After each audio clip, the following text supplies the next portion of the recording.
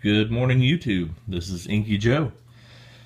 Thought I'd make a video this morning about constitutional silver, 90% silver, that is, U.S. coinage.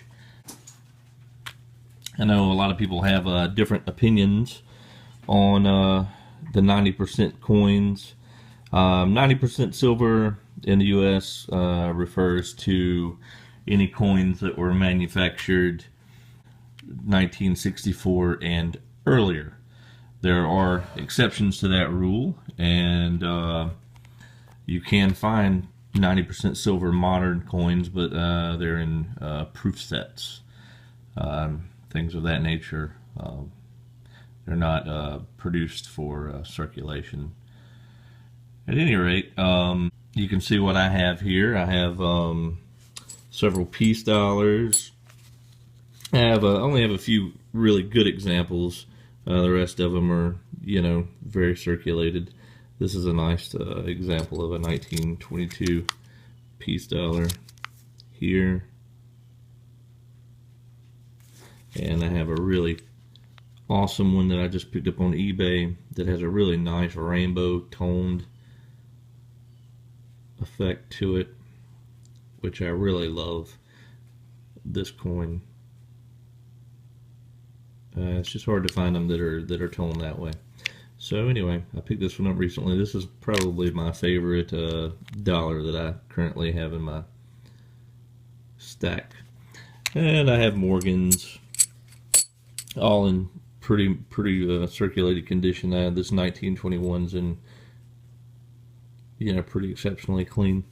I particularly like Mercury dimes, so I have several Mercury dimes. Nothing that's a really, nice example coin. These are all just Mercury dimes I've picked up for, between $1.50 and $2 a piece, at eBay and at a local coin shop. So, at any rate, I've recently read that, there seems to be two schools of thought on the constitutional silver. It's a lot of people say collect it because it's fractional, and if you're in a SHTF situation, who's going to have the money to buy an ounce of silver from you? If, say, ounces of silver shoot to $200 or $300 an ounce, and all you have are ounces in your collection, what are you going to do? So that's where Mercury dimes and this is a this is a collector coin, really. This is a whoops, I dropped it. This is an 1853 Arrows and Rays quarter, which is a 1 year quarter. This isn't, again, I don't own any really pristine examples of coins because I'm not a coin collector. I really see myself more as a silver stacker than a coin collector, but I like this one and it was at a good price, so I picked it up anyway.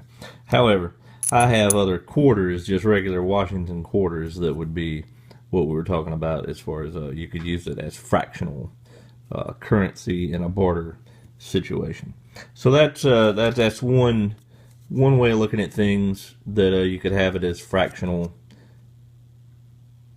bartering currency, so to speak. Now, I did read an article that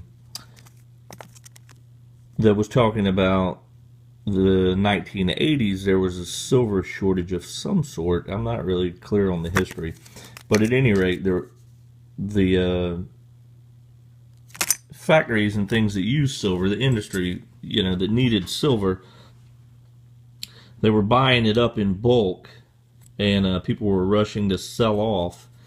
And I read that people that had 999 silver, now they were at the front of the line. So let's say you had, a stack of Silver Eagles being 999 silver, that you were to the front of the line and you got the best premiums for your silver. Whereas the 90% silver and 40% silver has had to be refined. In other words, they had to go through an industrial process to extract the silver back out of the coinage. So therefore, people were taking as much as a 30% hit, discount to premium of what you would get if you had the 999 silver. So that side of the argument is it'd be better to have only bullion in your possession, because the industries that use silver, electronics, and other, would prefer to have silver that could be put in direct use and would not have to undergo a refining process. So, I'm not sure which side, of the argument to fall on that. Do you? I guess it depends on your worldview.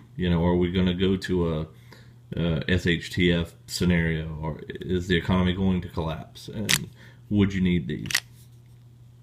Or, would it be just a normal economic depression or industrial demand heightening as silver supplies are used up, and you're not really in a SHTF scenario, but your silver is still very valuable? I guess in that sense, you would want the most pure, forms of silver you could own. So I'm hedging my bets right now. This isn't my entire stack, but I figured up the percentages of my stack and the percentages of types of silver that I have. And right now, leading the pack, I'm at 33% American Eagles, and I'm right behind at like 31% Constitutional Silver. And then I also have generics in the mix, generic bullion, that is. So, I don't know. What's your opinion on it? What side do you fall on? I'd be very interested in knowing, what is your stacking strategy? What percentages are you trying to,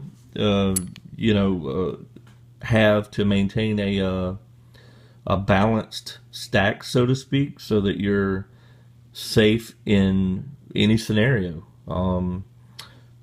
I guess it just falls to diversification. Just like you would diversify a stock portfolio, you would want to diversify your stack as well, so all of your eggs aren't in one basket. So honestly, that's kind of where I'm falling right now. I'm buying what I like, but I am keeping in mind of having a diverse stack. However, I am trying to build my stack mostly around American Silver Eagles. I just feel like that's the biggest bang for my buck in any possible scenario. That's probably the most liquid asset I can own, as far as silver goes. So anyway, share your opinions below. I'd like to start a debate on the topic. If you have any videos on the subject, feel free to link them below. I'd like to hear everyone's opinions. Hope you liked the video. Please subscribe. Trying to build this channel up. Trying to, be a part of the silver community here on YouTube. I follow several of the channels, and I think that there's a lot of amazing content. So, please sub. Please comment. Thanks a lot. See you again.